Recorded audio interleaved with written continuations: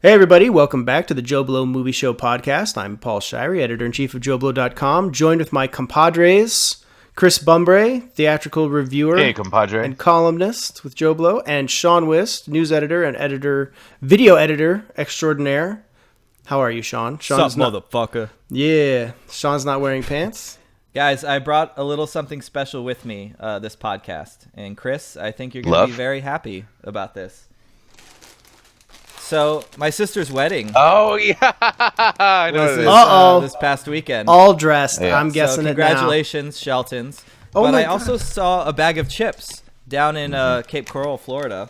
Ruffles all dressed, which I haven't seen in Orlando. So, have you tried them? Or are you going to try them now? I'm opening the bag right now. Oh, wait, yeah, okay. So you've never, you didn't try them yet?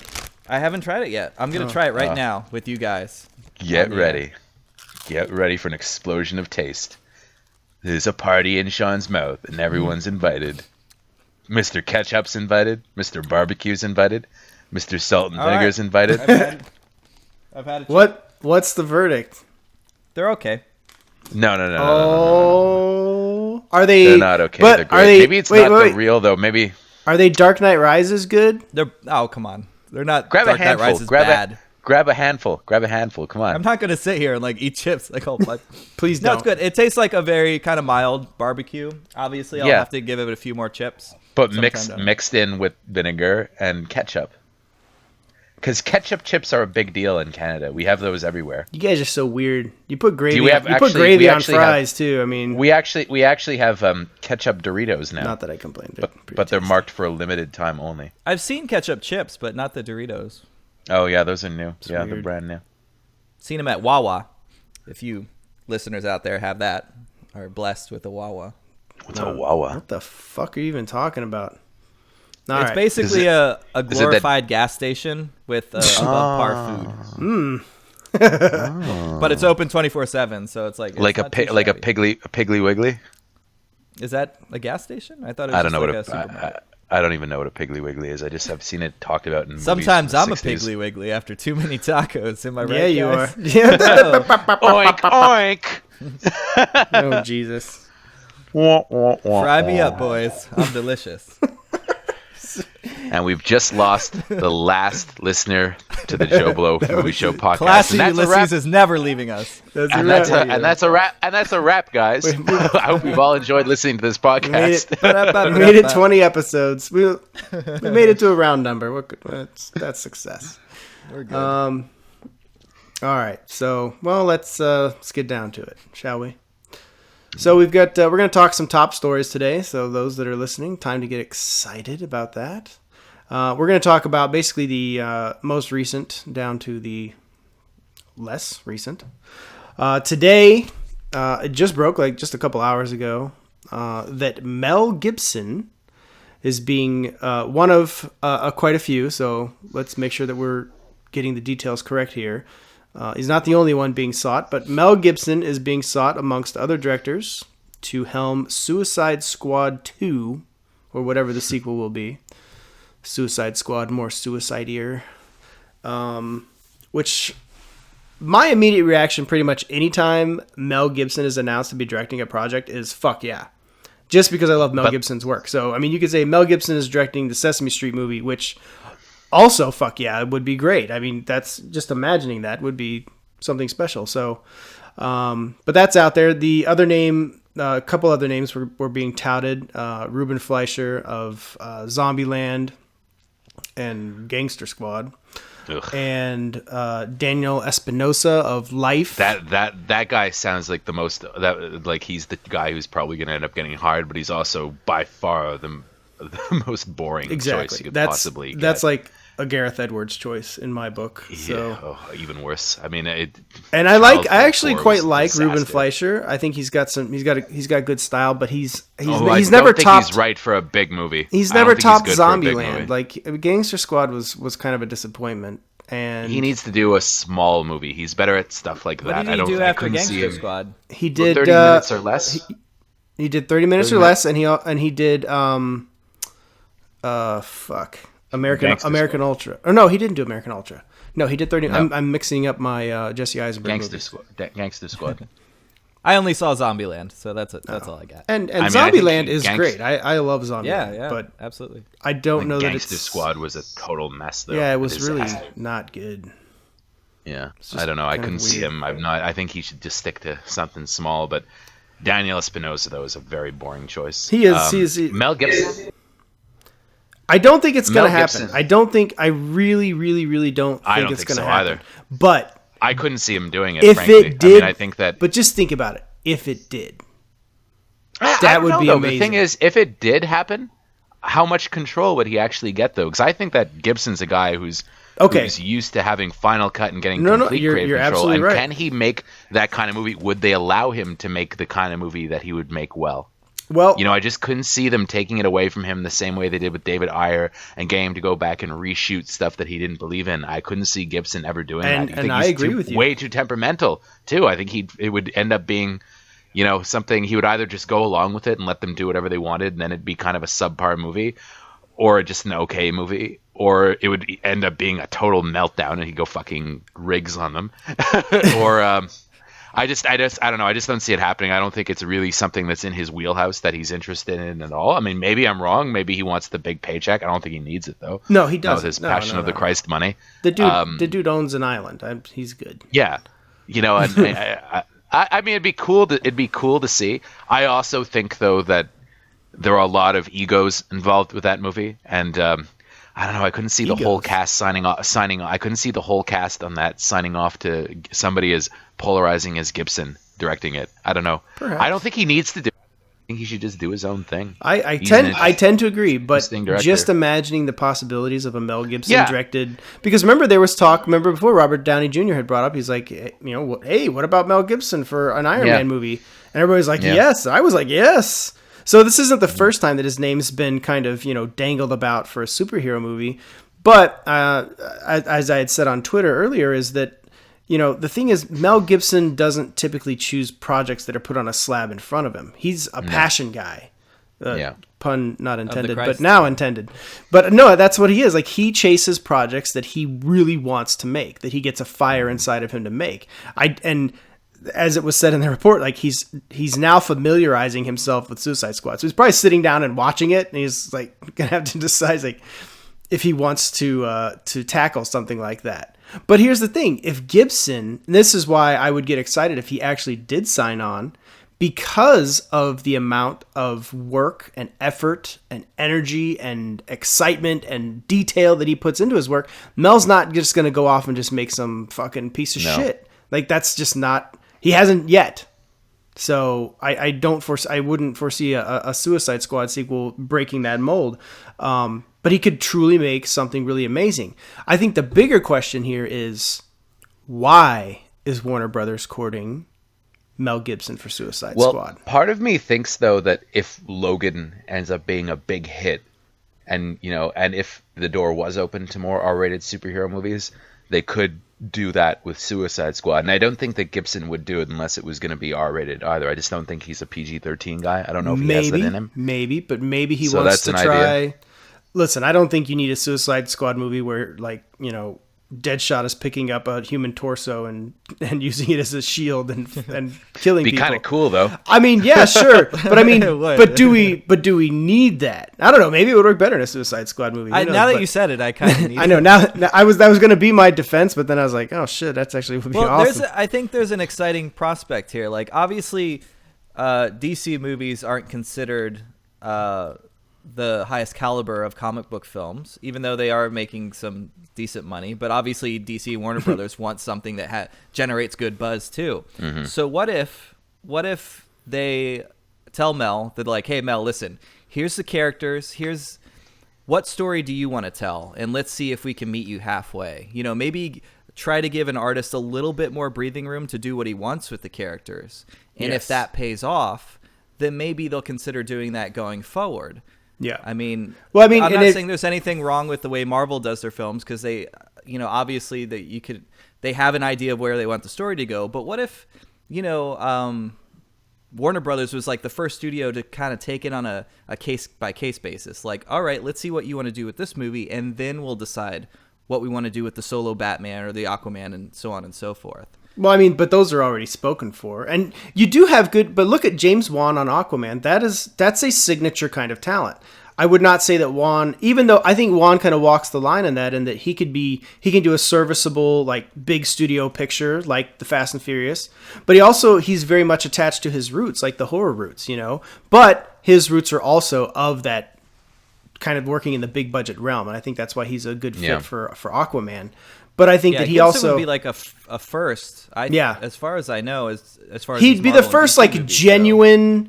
And this isn't to discredit any of these other guys. So I'm trying to choose my words right. But a genuine filmmaker, a genuine, like, this is an Oscar-winning director, Oscar-nominated director. Of that caliber. Of that caliber. So I guess that's what I mean. That's what I'm trying to say. I don't want to be insulting to other filmmakers because they're all talented.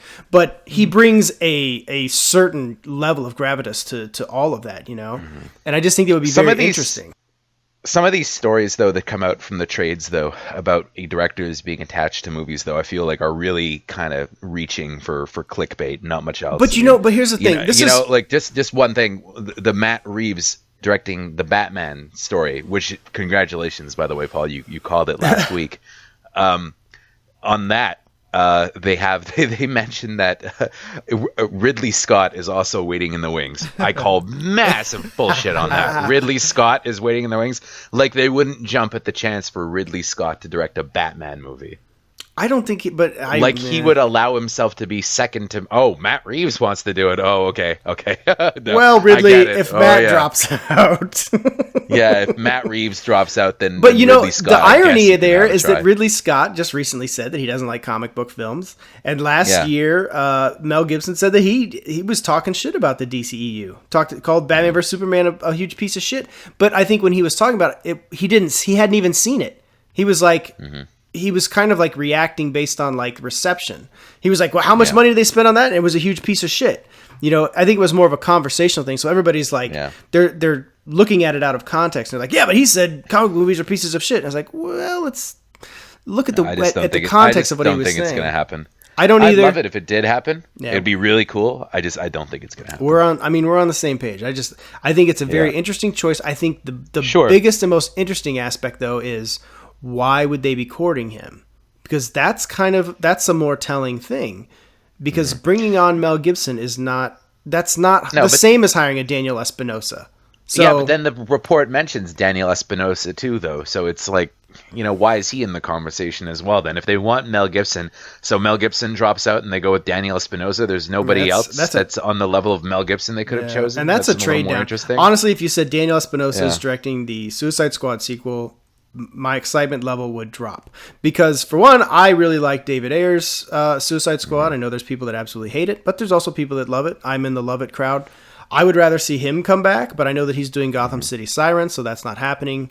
He's going in a different direction, and I think that the Warner Brothers is probably saying, or thinking rather, hey, let's bring in a new vision for Suicide Squad and continue that, even though, obviously the first one did very well with David Ayer, but let's spin him off into something else and kind of keep that signature vision for those that love Suicide Squad.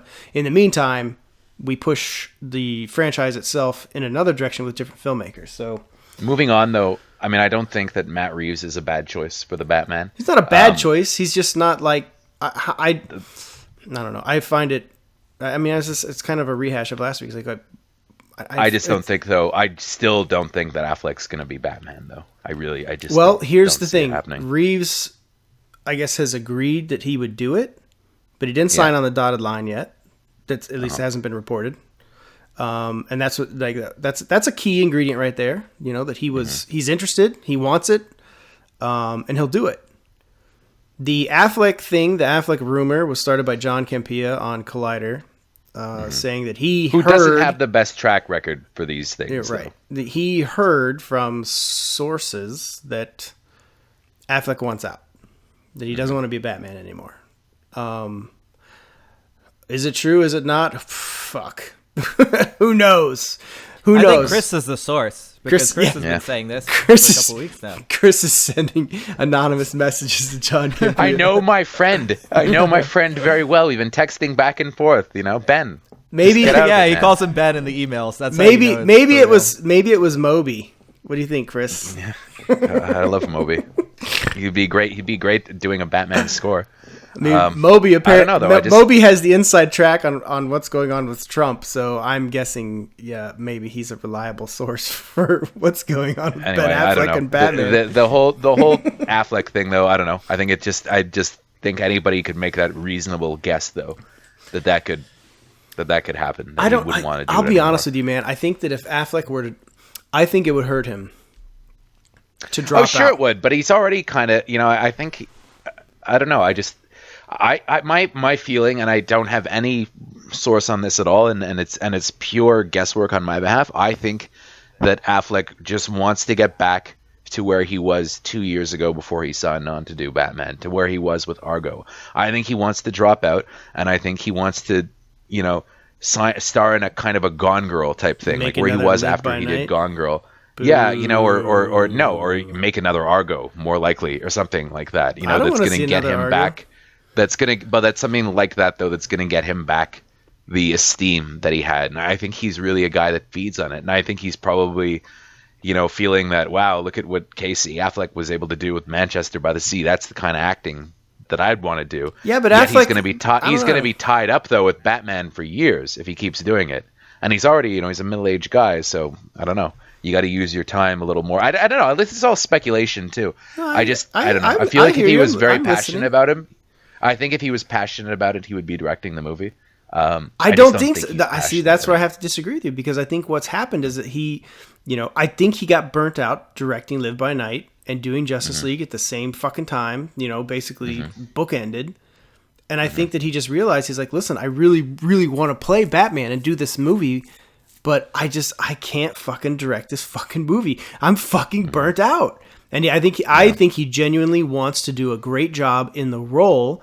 I think he's feeling the pressure from fans because he knows how much they love him as Batman. Bottom line, I'd like to see him continue as Batman. I really would. I just don't know. I don't see it happening. I don't think he needs to at this point. I think he's kind of. Let me tell you something. If Ben Affleck, if he drops out, and if he announces he's dropping out before Justice League comes out, it's going to kill Justice League's box office. Oh, no doubt. It's going to kill it. Because fans are going to be like, why the fuck do I care? He's not going to be Batman in the Batman movie. So and even me, I would kind of be like, oh, it's just kind of weird. It would feel weird. Anyway, we should move on, because if we don't, this episode's going to be like 7 hours long. No. Well, it's not going to be 7 hours long. I'm keeping track of time. Okay, so the other thing that came out this past week, now we'll switch gears over to the Marvel Universe, was the Avengers Infinity War teaser that came out. And I believe this is probably going to be on the Doctor Strange Blu-ray, which is getting ready to come out, and you're seeing a bunch of different stuff pop up from that, which I was kind of surprised to see, because they showed, some concept art. They basically confirmed, like literally with video evidence, that Spider-Man will be in it, along with the Guardians, because you had Robert Downey Jr., Tom Holland, and Chris Pratt on set, which is basically looks like the big Rocky space thing. It looks to me like that's where the final battle is going to be, just like Infinity Gauntlet, where basically they're fighting on like this floating rock where Thanos builds a palace. And that is what it reminds me of. I don't know that that's the case, but that was my immediate thought, having read Infinity Gauntlet like 1,000 times growing up. But I'm very excited for this. I'm really happy that Whedon is out and that the Russos are in for these two films. I think they're gonna bring something really great to it, and it's cool to see all these guys together. I think my biggest concern, and I think it's ones that these guys are addressing, because I mean these are smart. Feige is smart. He knows what he's doing, and I trust in that, and I trust in the Russo brothers. Even if I've soured on Civil War after repeat viewings a little bit, but I think it's on the right track. And my biggest concern again is that the cast is so fucking huge that they're going to be fighting to get their little moment in the sun, and then you don't really get enough out of any one character. And I felt that like Age of Ultron kind of suffered in that way too. It felt a little overstuffed, and we didn't get into. So did Civil War. And Civil War for sure. Although they did kind of pull back into Steve's story, but then by the time we got to the end, I was like, it ended up being like Steve was just fighting for his friend rather than fighting the bigger battle, which was against the political stance that Tony was taking with the Accords. But anyways, the other aspect is the Marvel villain aspect, which is the constant problem they have and have, outside of Loki, have not, in my opinion, ever solved. Thanos is a great fucking character in the comics. Like, he has a rich, deep, dark, fucked up backstory, and he's like, they call him the Mad Titan for a reason, because he's fucking crazy. Like, he is in love with death, and like in the literal personification of death, which is like in a female form that alternates between a human form and a skeleton, and it like he talks to it, and it's like this weird it's just a strange thing, but it's a fucking awesome character, all just a well-rounded crazy character, and there's so much opportunity there. But what gives me hope is that Feige has said, he's like, he's kind of like a main character in this film. And I think that's an important aspect, is to build up Thanos to the point that he is that. Because up to now, he's just an end credit stinger to most audiences. I'm a fucking nerd that's been reading comics my whole life, so of course I know all about Thanos, but your everyday audience member that's going to come in, he's like, who's that purple guy? So if they don't get to know this purple guy in this film, they don't accomplish that, I think that is where Avengers Infinity War will really falter. So I think there's a lot of pressure to deliver on that. I don't know. I'm not terribly excited. I feel like I've seen a few too many Marvel movies recently. I'm only really kind of excited for the new Guardians film. Are you saying Marvel fatigue is setting in? Oh my God, big time for years. But it's just I'm kind of sad to see the Guardians in something like James Gunn's not doing. But then again, it might be kind of interesting to see how another director uses them. How dare they? I don't know though. I'm fine with it. I'll look forward to it. I'm not a huge comic book guy. I'll go see it for sure when it comes out. I don't think it'll be a significant improvement over Civil War, but it should be okay. I mean, it'll be fun. It'll be fun, but ultimately disposable, I think, and that's pretty much all I have to say about it.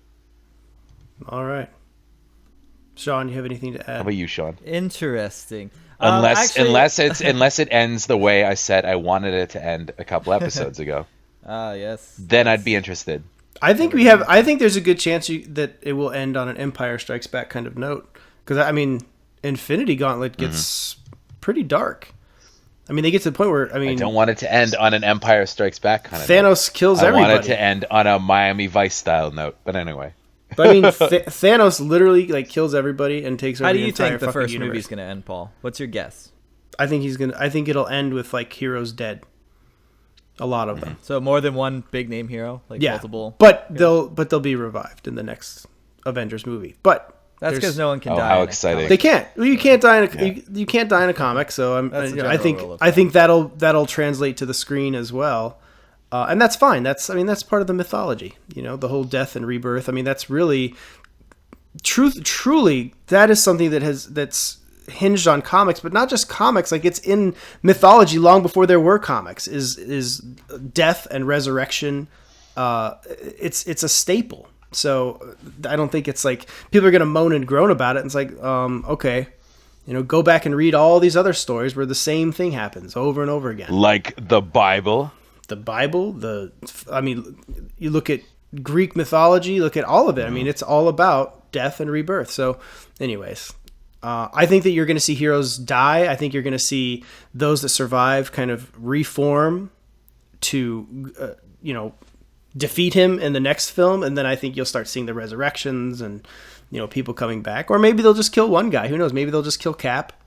But I mean, you have to also go back to the Age of Ultron, where they showed that where Tony gets that glimpse, and they're on that rock, which is very much like that scene that the green screen set that they have in that video, and Cap's laying there bloody, his shield bashed, and he's yelling. He grabs Tony. He's like, "You could have saved us." So I think we're going to see... The Age of Ultron wasn't very long, was it? It was like a week? maybe. Now that I think about it. Never watch that movie again. It sounds better than The Week of Ultron, I guess. The Week of Ultron. Yeah. It's stupid. Okay. Just to throw out my 2 cents real quick before we go. I'm actually excited. That little intro video, just seeing Pratt, with Downey Jr. and fucking Spider-Man. I forgot the kid's fucking name. Spider-Man. Tom Holland. He's always going to be known as Spider-Man.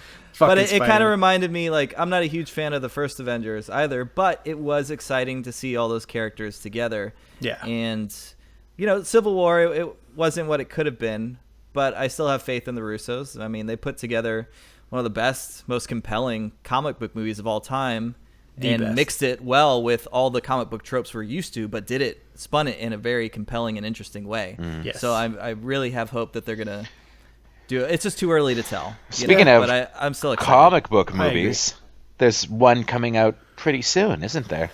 Ooh, yes. Logan is on its way, which I saw a couple days ago, and I can't talk in depth about, and I won't spoil it or anything like that.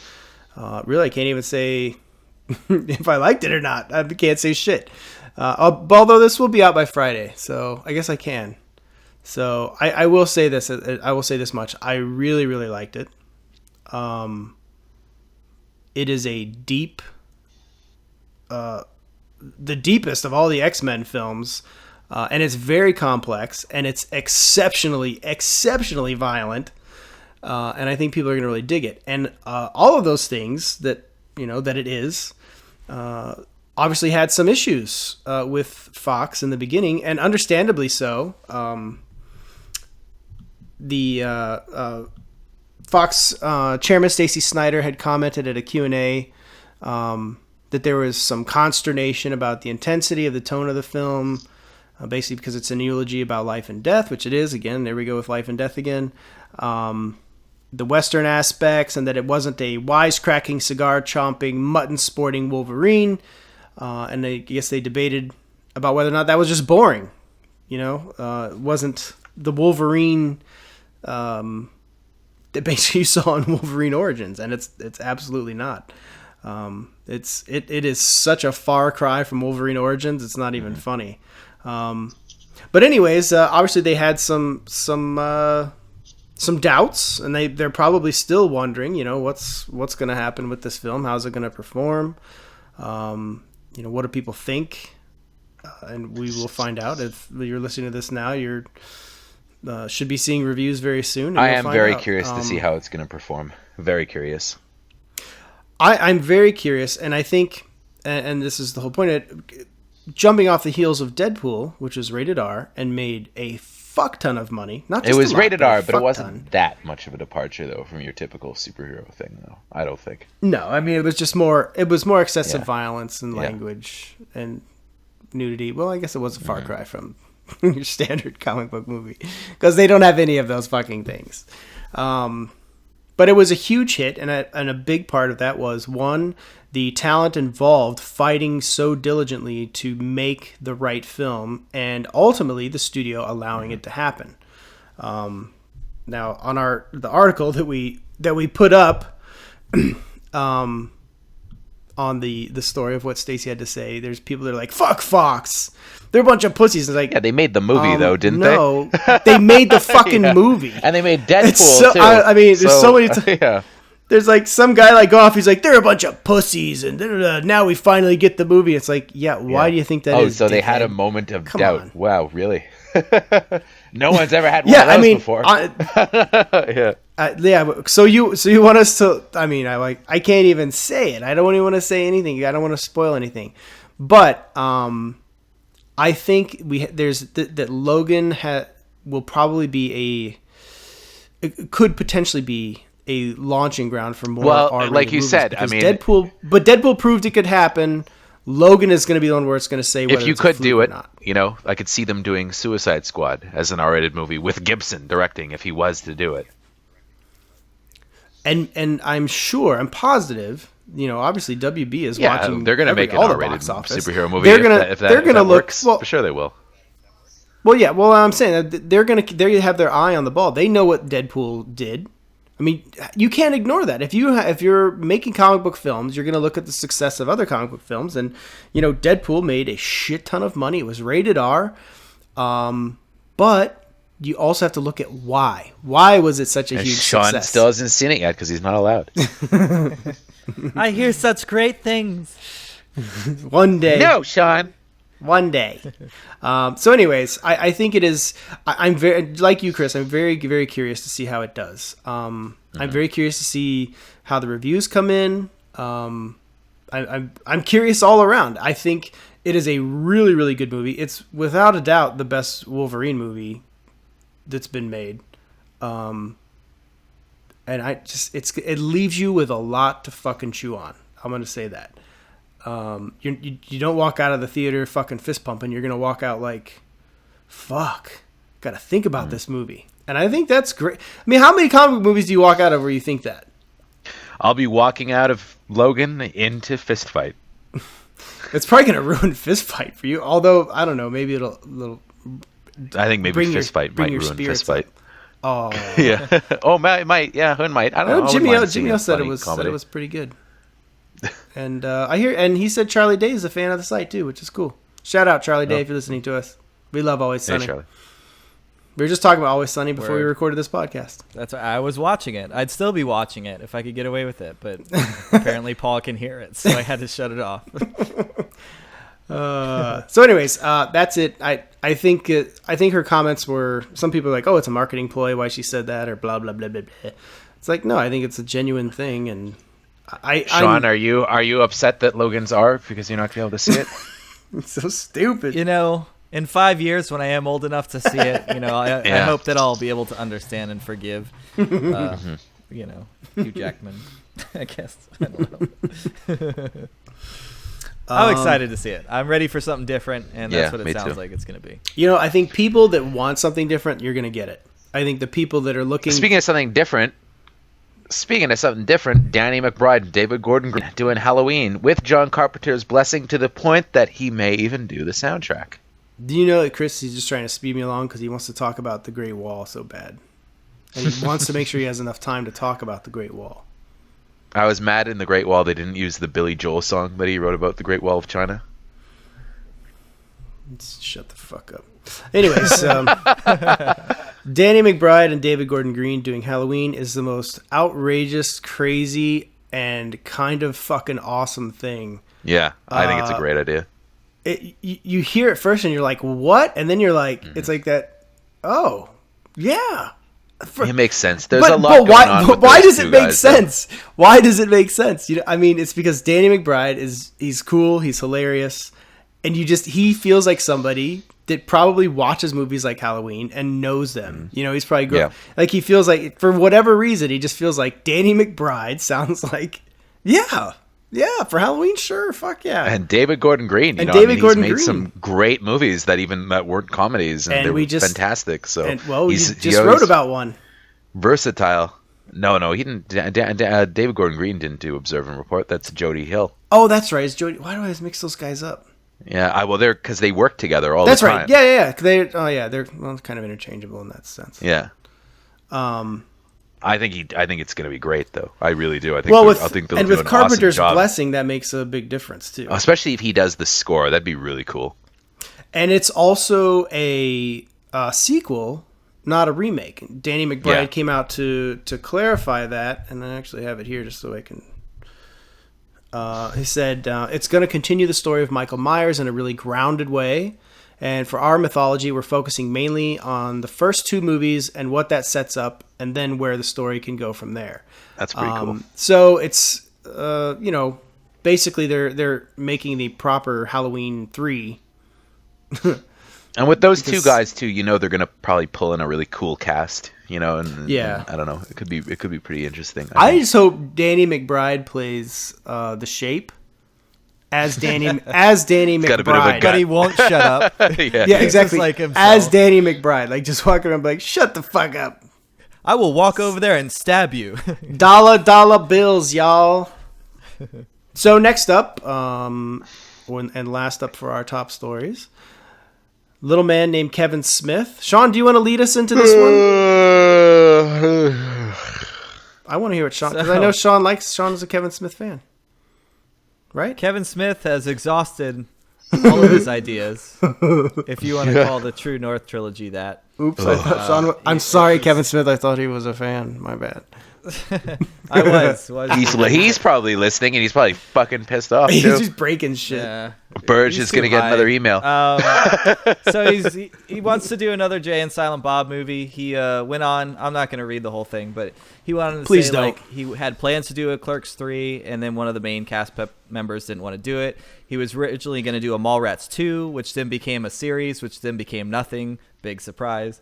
So now he's gonna try and do a Jay and Silent Bob sequel that pokes fun at reboots, which is a little redundant considering how Jay and Bob itself was poking fun at big budget movies, and I don't even know what to say about it. It already so feels boring. old.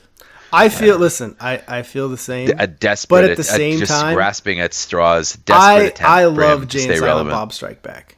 I love it. Oh, me too. But I mean, it's fucking hilarious. It's a fun movie. and great way to cap off that universe, but it's. I agree with you guys. I think it's I agree on all the stuff you've said, but I'm still very curious and game, and I think that it has potential that it could be hilarious. I don't know. It feels like it's if he can tap into the same kind though. of fun that they had with Jay and Silent Bob Strike Back, I'm down. I don't know if he can do that he had with Yoga Hosers. Well, I mean, and that's the problem. Like, I think if he really wants to do it, if he really wants to do it and make it something good, he's gonna have to. Who co-hosts Ralph Gorman? Oh, okay, so hopefully Jay and Silent Bob will just end with him doing impressions for a half hour. Oh no! Like he did in Yoga Hosers. Yeah, where he cleverly, air quoting, cleverly picks apart critics. Oh yeah. Jesus Christ. Yeah, he's Kevin. He's an emotional guy. I like him less and less and less. I'll always have respect a soft for spot. Kevin. Me too. Yeah. Just for what he did with Clerks, and he started his career, and he's I think he's very humble, and he's genuine. He's genuine about it, but yes, he's very, very thin-skinned, and I think he's kind of been hurt and burned by the critics. Again, he's an emotional guy. I mean, I don't know if you saw like the interview like he did with his daughter, and he like starts crying and stuff, and but I felt that. Like, I thought it was a genuine thing. Like, he's just an emotional, thin-skinned dude. I agree. His personality wins me over. Like, he did a live thing on Facebook where he's talking about Jim Jacks, the producer of Mallrats, and when he died. And I got emotional just hearing Kevin Smith talk about it. Yeah. And I'm reminded of Chasing Amy when Ben Affleck's character Holden was a little bit hesitant to do something commercial just for the sake of it. And he wanted to create something more personal. And I wish Kevin Smith was more akin to doing that well these days. Like, he seems to be a little too direct. It's like he wants to attack critics, and how does he do it? Like, he does it by getting his friend to do impressions for like 20 minutes, and stuff like that. It's just, I wish he had something personal to say. Who did you do impressions of? What critics? Ralph Gorman, like Arnold Schwarzenegger. He didn't do impressions of critics. He did impressions. Oh, okay. I thought he was doing them. And the plot was to take out critics. Yeah. Oh, okay. It's not. I want to hear his Chris Bumbray impersonation. That's what I was wondering about. Oh man, they weren't even very good impressions either. All right, so we're kind of. I'm very curious. I do think Kevin Smith is a genuine guy. He's obviously not making good films. I just feel like he doesn't have anything to say in terms of films anymore. I mean, I think he has a lot to say. He just doesn't have a lot to make. But like as a pundit, I mean, he's great, doing a podcast or whatever. But it's just I don't know if he has a lot to say as a director. I tend to agree, and but we'll see. Who knows? Maybe he'll come back. I mean, I'd love it if he did. I'd be thrilled for him if he did. Honestly, I would just be happy to see a funny Jay and Silent Bob movie. I do like those characters. I think they're fun. All right, so that's what we got. That's what we got for news. We're going to talk about 2 movies that are coming out this week. The first is A Cure for Wellness, which I've seen and Chris has seen. Sean has not. Unless, Sean, you have seen it? Spoiler warning, the cure for wellness is friendship.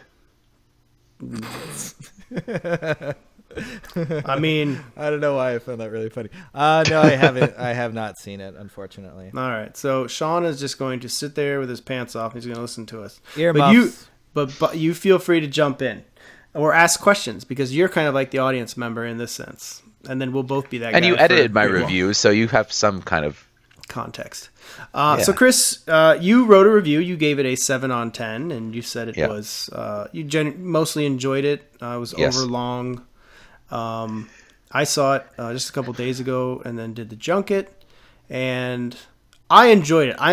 They paid you, and now you really liked it, but then they gave you some money, and then you liked it even more. No, I mean it's not a 10 on 10. But here's the thing. I'm a huge fan of Gore Verbinski, which I've stated before. I am at times. More so for his non-Pirates films. Yes, I agree. I think Weatherman is an amazing which movie. Yes, we've discussed Weatherman before. is fantastic. It is a movie I wrote a best movie you never saw on. I even liked Mouse Hunt when it came out. I thought it was kind of clever. The thing about Gore is he is very Gore. I didn't realize you guys are on a first name basis now. Yeah. Oh yeah. I've interviewed him twice. So now like me and Tom. Yeah, exactly. But basically, he's very particular. He's very purposeful in everything that he does, and that really shows in A Cure for Wellness. And and again, in talking to him and him kind of relaying that is that he came every day with storyboards. He came in like everything was planned out to a T, to every shot. There's no shots in A Cure for Wellness where they're like, fuck it, let's just go steady cam. Yeah. None. It's whether you think it's a great film or not, it is still a piece of work where they're like, they planned everything down to the wire. And I don't see people all out disliking it. I mean, it's a hard movie to dislike. I've heard nobody say it sucks. Everybody says it's weird and strange and crazy, which it is. It's also it's a lot of fun. Like there's a lot of craft that went into it too. Much craft. Much craft. I mean, my issues with The Cure for Wellness more had to do with things like, I don't find Dane DeHaan a very compelling leading man. I thought he was really good. I thought he was really good in The Place Beyond the Pines. Really good in that. He was good in that. But otherwise, I don't know. I don't find him. I find he does this kind of methody type thing that I find really alienating. I can always kind of see him acting, and that bothers me.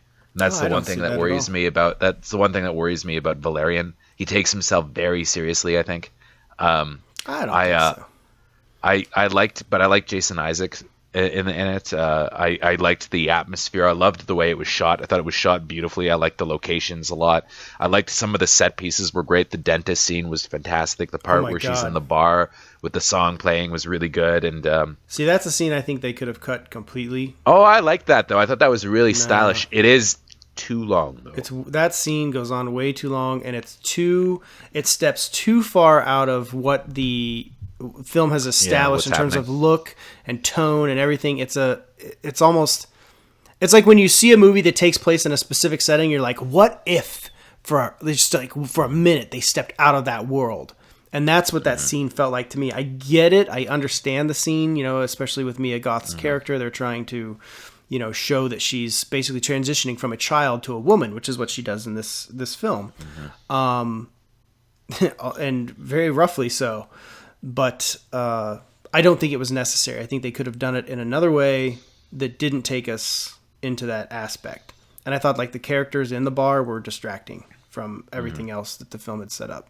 I mean, I found it was, the thing about it is that it's a lot like an old Val Lewton horror movie or a Hammer horror movie. And those guys would have gotten it done in like 90 minutes. And I feel like there's another version of this movie that could have been made in 90 minutes, and I think it probably would have gone over better. But fair enough. Verbinski likes to make lengthy movies, and it's very much a Gore Verbinski film. So Lone Ranger was like that too. I'm glad he got to make what he want. I'm glad he got to make what he wanted to make. Yeah, and I think it's interesting. I enjoyed it. I really did. And what I said, and I agree with you too. I think what I said when I had gotten out was that it feels like part of like a mysterious kind of horror flick that turns into an old school monster movie by the end. Yeah. And I just had a lot of fun with that. It's a legit like A-list horror movie though, like an A-grade studio horror movie, and it's nice to see that because we don't get that very often. And it's got style, man. It's got like a studio horror movie that's made with an A-list cast and an A-list director. And I think that's a good comparison. Never get that. And you'll never go to the dentist again when it's over. Ever. Great dentist scene. Great Jesus dentist scene. Christ. There's so many cringe-worthy, like good. This is not bad. Like moments where I was like biting my fist. I was like, oh my fucking God. You know, it's funny. I saw it 2 weeks ago with my girlfriend, and she told me last night that she's been having recurring nightmares about that scene for the last 2 weeks. Dude. I mean, I don't want to spoil it, but I mean, the way they approach it, there was no subtlety. It was just like, all right, here we go. And I was like, oh my God. Yeah. Like, fuck. From what I understand, there's a scene where the guy's underwater and there's snakes. Yeah. Eels, Very good. yeah. Oh, God. I have a thing about snakes and things that slither, so I kind of want to see it just for that scene alone, because I'm sure you won't be disappointed. They had him. They had him at the junket. I saw your photo. I saw that. That was really freaky. I was like, what the fuck? I walked down there and I saw it, and then I was like, describe it for our listeners. Well, okay, so I walk in at the junket, and this was at a hotel in New York, and it's right in where the screening area is, and that's like the staging area before you go up to the hotel rooms to interview. And I walk in, and there's a huge tank, and I mean, it's unmistakable. You know it is as soon as you see it and while you're there, and there's like eels, just all different types of eels like swimming inside this tank. And you walk up to it, and it's actually a drinking water fountain, and it has cups, and the cups say a cure for wellness. And I was like, and then as I walked up to it, and I put a video on Twitter of it, so you can find it on the JoBlo Twitter, where I mean, she just walked up to get water and filled the water and just drank it. And I was like, what the fuck is this? It was brilliant. It was kind of brilliant. It was great. I told one of the reps, I was like, man, you guys, I can't believe you didn't have the blue droppers, because that was the only thing missing. And she said they had actually done that for Butt Numathon. They had taken the blue droppers and they filled it with 5-hour energy, which I thought was even more hilarious. So I love it when the studios do stuff like that. That's great. All right, so tell us about the Great Wall. Fine. No, not good. All right, thanks everybody for joining us. 5 on 10. It's just, I don't know. It's, it came out a while ago in China, and it's a movie that was clearly made for a mainland audience. It was already released in China? Yeah, months ago. It came out at Christmas time. Yeah, and it already made $200 million too. What? But sweet. Yeah, but I mean, it's gonna flop here.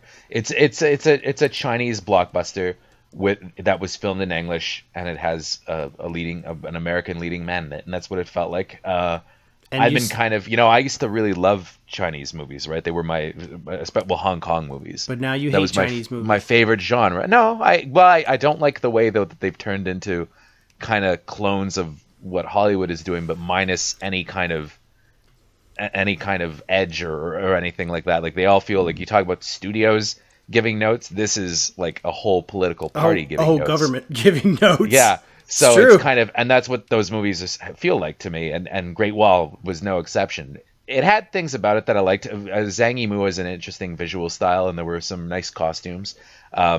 Nice costumes. It also was well paced. I thought it was fairly fast moving. Damon is horribly miscast. They needed, a Tom Cruise for that movie, and Damon, as much as I love Matt Damon, he's not Tom Cruise. He can't pull off something like that, a period action movie. I tend to agree.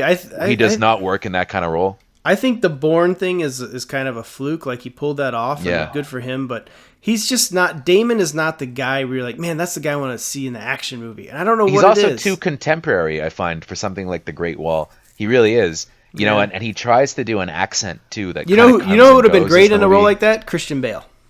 Yeah, sure. Christian Bale would have been awesome for that. But the thing is, he kind of tries to do this accent that kind of comes and goes through the movie, and it's really distracting, and it's really bad. What kind of accent? Yeah, do it. At times, it seems like it's Irish. At other times, it sounds like he's maybe trying to be, a Dane or something. I don't know. But then it's totally gone in other scenes. It's very strange. It's not. It's weird. It's like what. I don't know. I can't even describe it. You almost probably now want to go see the movie just so you can hear how bad his accent is, right? Yeah, we'll wait for Netflix. That's gonna get me to the theater. Netflix. I need to hear this accent. It was also kind of $20.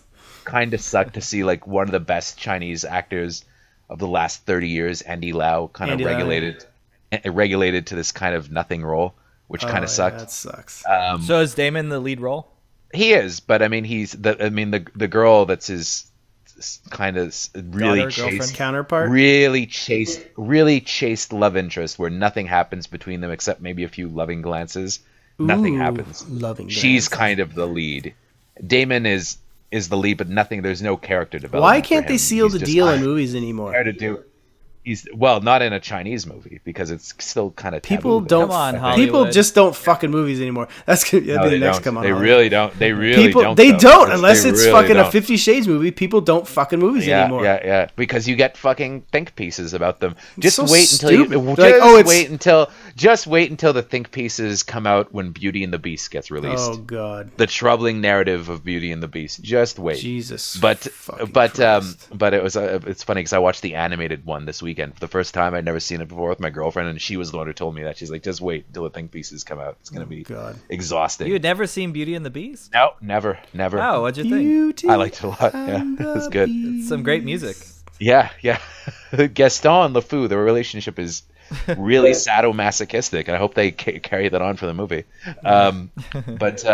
No, but anyway, I don't know. Great Wall. It wasn't the worst thing I've ever seen, but it was just, I don't know. It wasn't a very More good- like Not So Great Wall. Yeah, there you go. Jesus. And the creature design was very boring too. It had They just like giant lizards. A lot of big names though worked on the screenplay. Like Max Brooks apparently came up with the idea. And, That was very. And then well. one of the weird things is, I know you guys hate this guy now because of Rogue One, but Tony Gilroy is one of the credited writers. I don't and, hate Tony Gilroy. I just it's- hate Rogue it's- One. It's funny though because one person who does hate Tony Gilroy is Matt Damon, who infamously gave an interview where he called Tony Gilroy a hack and how his script for The Bourne Ultimatum was bad enough that if he'd ever released the original, he'd never get work again. Yet here he is acting in a Tony Gilroy movie. I'm sure he wrote. probably didn't even have a hand in that though, because he was like, Yeah. it was more about being in the Chinese production. I think that's what he was lured in with that. Something tells me that Damon, the only reason he ended up in Great Wall was that the Chinese Wanda, who produced the They movie, blackmailed him. They know where dead hookers. No. buried. No. They probably wanted to make a Chinese movie, and they probably had a list of, these are the 5 American stars that we want in this movie. It has to be one of these 5 guys if we're going to give you Burgers and Legendary fries. or whatever, $150 It's gonna million. be my line. No, You stole but if it, we're going to give you Sean. guys $150 million and we're going to finance the whole movie ourselves, we want one of these 5 A-list actors in the movie. And probably Damon's name was on the list. And Damon probably got offered more money than he's ever made in his career before to do this. Yeah, And he probably could not say no. that's what I So mean. he's That's totally- what I so mean. he's Like he got wrapped up in the whole Chinese. So he's production aspect. totally miscast, but he probably made a shitload of money for it, and good for him. And if a movie like Great Wall gets something like Manchester by the Sea made, great. right. But Great Wall still made money in China, so there you go.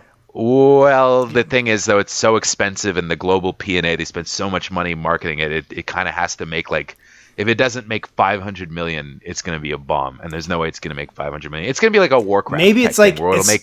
It's like the reverse aspect of what's going on here now. Like it can flop here and then it makes shit ton over there. So now they're like looking at like, man, I hope the U.S. makes fucking good money. It did good money in China. It made something like 136 million or something, but it wasn't what they thought it was going to make. I think they figured it was going to be like one of those movies like The Mermaid, which was another one that came out last year that made like $400 or $500 million, because they've had a couple of movies like that have grossed that kind of money. And I think that's what they were expecting from The Great Wall, and they didn't get that. And I think that, and Thomas Tully got canned from Legendary, and a lot of people are saying that it was because of The Great Wall and Warcraft. I thought he resigned. He didn't get canned, or maybe he got canned, but he resigned. I don't know. But he resigned. But anyway, yeah. But anyway, so Great Wall though, 5 on 10. Yeah. Mm-hmm. Review you can read on JoBlo.com. JoBlo.com. JoBlo.com. And that's it. So Sean, So for our listeners out there, feel free to comment on our site or the YouTube channel, wherever you're watching this, or give us an iTunes review. That'd be awesome. And ask us questions. We may answer them. We probably will, to be honest. We probably listen. will. But listen. Once we're up there with Mark Maron numbers, which we're very close on our way, in case then we may not get to your questions. Yeah. Next week, we're going to talk about Logan. I would love to talk about it this time, but I don't want to be the only one that's seen it talking about it. Just like hey, really quick though, did you guys see John Wick Chapter 2 yet? I did not. I did not. So there, you guys fucking suck. All right, dude. number 3 at the box office. I've been traveling all week. I've been junkets past week, and it looks like I'm gonna be going somewhere else. Very cool at the end of the month, which I can't talk about yet, but I will later. People are gonna like it. So there. Great. Huh. Great. Good. Grand. No yelling on the bus. Anyways, that's Don't it get for sick, us. motherfucker. Fuck, dude. I went to the hotel. I bought those fucking sanitary wipes. Sanitary wipes. I brought toilet paper. I bought the fuck. My brain's not working. Like those Clorox wipes. I bought a whole bag of those, man. I wiped down the whole fucking hotel room when I walked in. I don't know, man. Last time you got sick, I got to meet Tom Cruise, so I don't know. Fuck. If I get sick for this trip at the end of the month, somebody would be very lucky. Seriously. No more. I've been sick enough. I was sick at the Alita Battle Angel set visit, and that fucking sucked. Being sick, not the set visit. So, anyways. All right, guys. That's it for us this week. We appreciate you guys joining us. Really would like your comments. Really would appreciate a review on iTunes. We'd really appreciate your support if you want to keep the show going. But tell your moms about tell us. Your mom. My mom listens occasionally. I think moms would really enjoy this show. I'm at my mom's house now. I'm in her basement. Almost. Something wrong at home, Paul? No, I left. Been traveling too much? No, I flew. I was in New York, and the plan was to stop off in Chicago, where I'm most recently from. That's where my family is.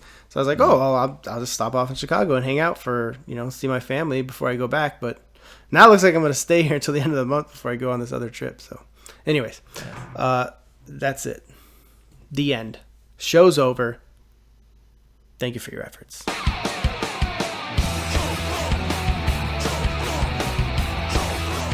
JoBlo, JoBlo, JoBlo,